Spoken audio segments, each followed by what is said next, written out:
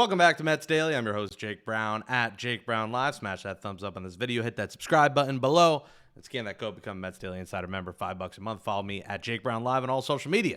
Troy Snitker has received an interview for the Mets hitting coach position. Remember, the Mets have the director of Major League Hitting, if you want to call him that, the director of Major League Hitting, Jeff Albert. And he's going to have a hitting coach alongside with them. And I love interviewing Troy Snitker. I mean, listen, what the Mets need is winners. And I talked about this. I've been talking about this. They need winning coaches. They need winning players. They need people from winning organizations. And whether you love or hate the Astros, you call them cheaters, whatever you want to call them, the Astros have been perennial winners year after year. And when Troy Snitker got there in 2019, let me read you off their seasons. 2019, 107 wins. They lost in 7 games to the Nationals and Juan Soto in the World Series. 2020, lost in 7 games to the ALCS in that Fugazi 60-game season. 2021, lost in 6 games of the World Series, won 95 games. 2022, won 106 games, won the World Series over the Phillies. 2023, won 90 games, lost in 7 games of the ALCS. 2024, lost in the wild card, 88 wins. This year, missed the playoffs, 87 wins. All their years, he was a winning team. He went to 3 World Series. He won a World Series. So while their numbers dipped and they were different this year, it wasn't the same Astros team as in past teams. It was just a younger lineup. It was a different team. But Snitker has proven that he's a winner. You know, he's young, and the Mets want to talk about young juice, you know, the life. They bring in Kai Correa. This guy is 36 years old. He'll be 37 in December. I mean, here I am at 34 looking for a job. And this guy's 36 and has been a hitting coach already for the last 6 seasons. Pretty amazing. He was part of the Astros firing purge. He is the son of Brian Snitker, the former manager of the Atlanta Braves. So he comes from a baseball family, clearly. You know, I hope that the Mets get this done. He's also talking to the Tigers, who have the open hitting coach spot. But I got to think he's up there as one of the top candidates, just from the fact that he's a winner. And like we talked about, Kai Correa, a winner. Jeff Albert from the Cardinals to the Mets, he was winning with the Cardinals. So I want winners. I want playoff coaches, playoff players, and that's what the Mets need. They need to get the losing stench out of this franchise and bring me winners. So there's going to be more interviews to come, but I like Troy Snitker as a possibility. You know, I'm a big fan of Troy Snitker. I'm a big fan of chicken tenders. So let's talk about who the Mets should tender and not tender. Mets have 9 arbitrational eligible players. The deadline is November 21st for the non-tender deadline.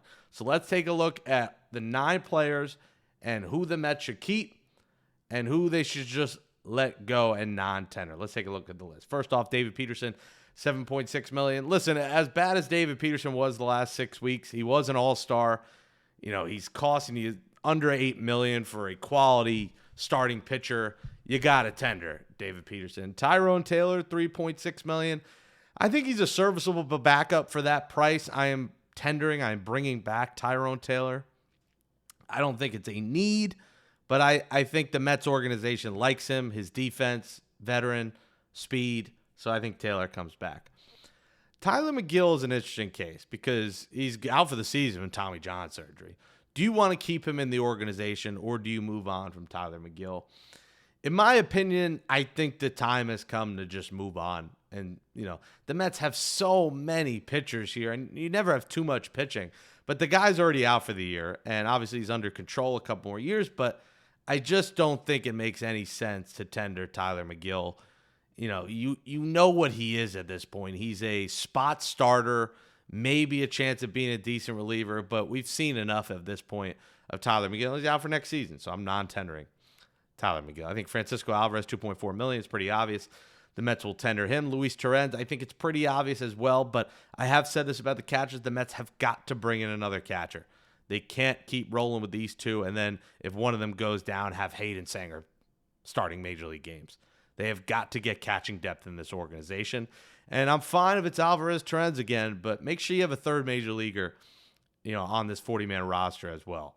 Because enough calling up Whole Foods workers. Hayden Sanger was great defensively, cool story. He's not a hitter. You can't have a black hole in the lineup at certain points when you're the New York Mets with a $350 million payroll. So Torrens I'm bringing back. Reed Garrett. Now, here's another guy who's out for the season. He's under control, I believe, through 2028, 2029. I'm not a Reed Garrett fan, to be honest with you. If I'm the Mets, I'm non-tendering Garrett. And I know it sounds crazy. It's like, why would you non-tender him $1.4 million? But I think the Mets need to upgrade this bullpen as a whole. And Garrett has proven the last couple of years that he really breaks down. At the first 6 weeks, he's great. And then he is just not the same pitcher. He's completely unreliable. He was walking guys this year. He can't, his ERA may have not been as bad because he let so many inherited runners in. So if I'm the Mets, I'm non-tendering Garrett, but I think they probably will tender him. Nick Madrigal, what's the point, man? I mean, he got hurt in the first play.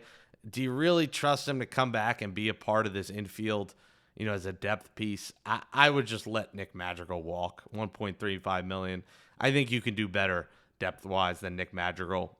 And I think you're going to be thinking about Acuna, Mauricio maybe as your depth pieces. If you're going to go out and upgrade, whether it's Murakami or Akamoto or whoever, or Josh Naylor, whatever you're going to do, I just don't see a spot for Nick Madrigal fitting in here.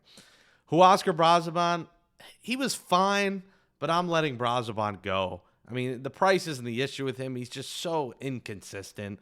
And again, I want winners. I want upgrades across this roster. And I don't really think Brazoban brings much. He is basically on the flight, the bus flight, whatever he's taking to Syracuse, up and down, up and down. So I'm letting him go.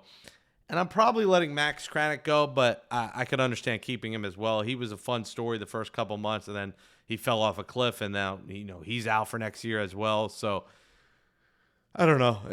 Kranick, I could go either way, but the ones I'm definitely letting go are Tyler McGill, Nick Madrigal, Huascar Brazoban.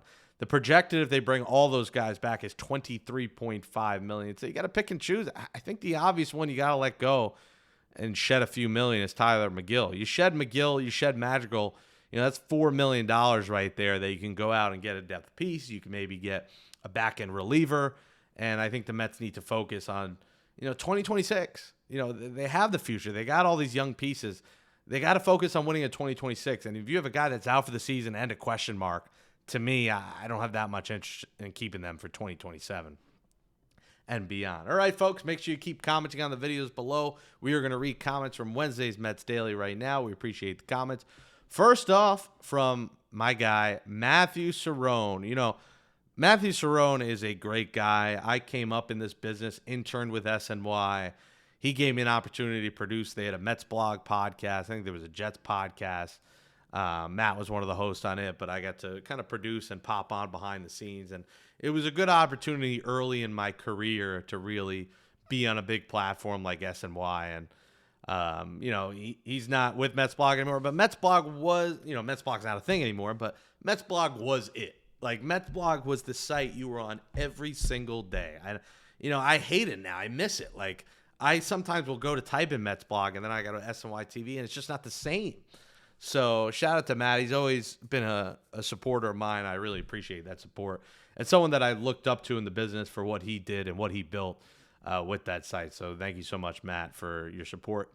Matt says, if you could make one move, just one, money is no object, all prospects except McClain are on the table, what would it be? And thank you for all the work you do. You're my go-to for Mets news and reaction. Appreciate it, Matt. That means a lot. Thank you so much again. One move I would make, all prospects on the table except McClain. Money, no object. I would say trade for Paul Skeens. If you're keeping McClain, all prospects on the table, we're not prospect hugging here, and there's a guy you go out and get, I say Paul Skeens. Livy Dunn loves New York City. I think they have an apartment in New York City. She, I think, would love being here.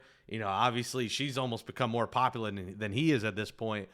I think Paul Skeens in New York could work, and I think his attitude, his moxie could work in New York. So I would say Paul Skeens would be the trade, the move that I would make if no prospects on, if all prospects on the table and money wasn't an object. From Shakamoto, good point about it not being all about homers and RBIs. Like you said, the Mets had plenty of those this year. This connects with your points about Akamoto maybe being more interesting than Murakami, all things considered. By the way, I say this as a Murakami fan, a fan of his MPB team, and as a hardcore Yamari Giants hater. All right, so there's some Japanese baseball insight there from Sakamoto. I know nothing about those teams. So it's good to have some insight there.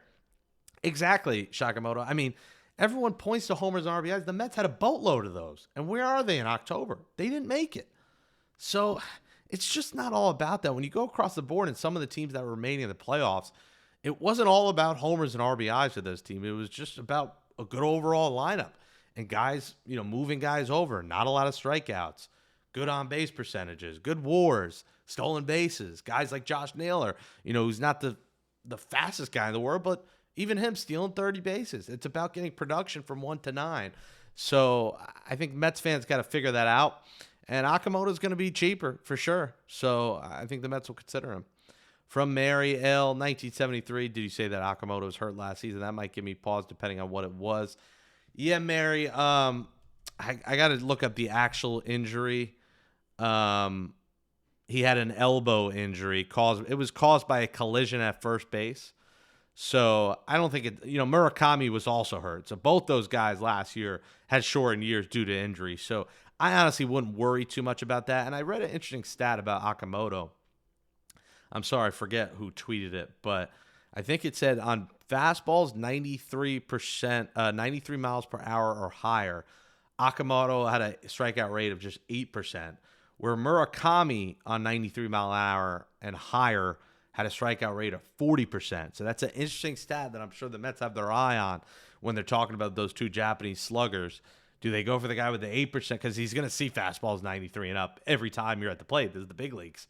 So there's hardly any pitchers that don't throw 93 and above. So that's an interesting stat. If the Mets want to talk about putting the ball in play, I would think Akamoto intrigues them. From Radiant Valorant, the way he got injured in Japan was while playing first base. The third baseman threw a ball to the inside, and while he was adjusting to catch the ball, his hand collided with the runner. He was hurt so bad, his manager said he will be out for a long time, and he was. Considering that happened, and he was a Gold Glover at third base, I put them at third, Naylor at first, and Beatty second. I have no problem with that. That makes a lot of sense. This will improve our defense around the diamond significantly, 100%.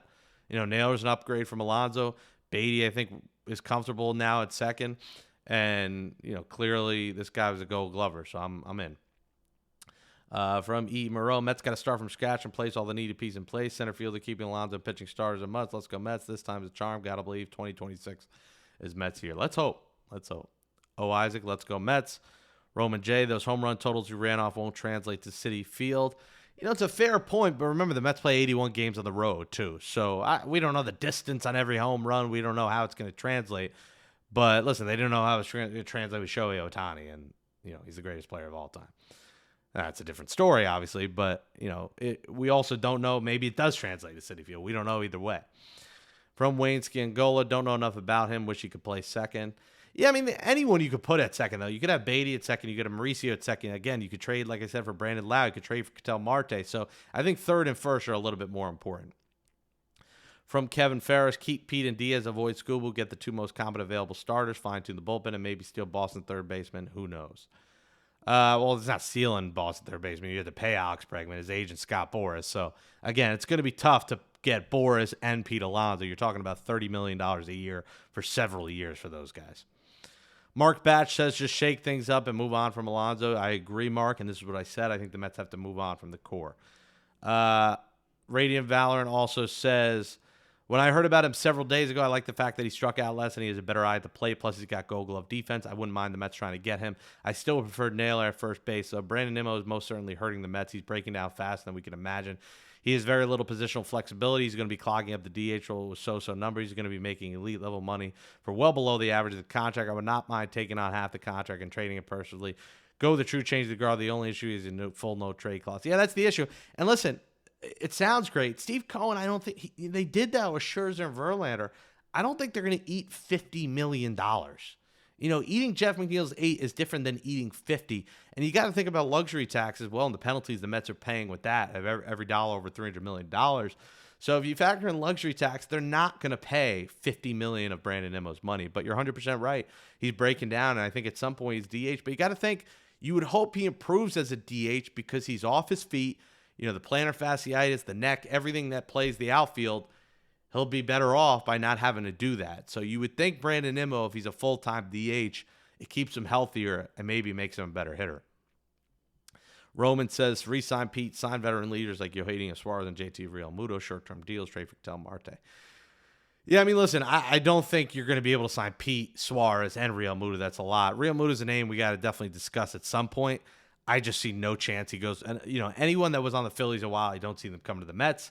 And also, the Mets seem so comfortable with Francisco Alvarez. I don't see JT Realmuto happening. But Suarez is an intriguing case. Not great defensively, but a lot of power. So we'll see about Suarez. You're watching Mets Daily. I'm Jake Brown at Jake Brown Live again. Smash that thumbs up. Give me a follow. Scan that. Become a Mets Daily Insider for cheaper than a cup of coffee. $5 a month. Baseball. World Series. Begins tomorrow. Dodgers. Blue Jays. Blue Jays in. Nah. Dodgers in 6. We'll talk about that tomorrow. Thanks for watching, everybody. We'll talk to you tomorrow right here on Mets Daily.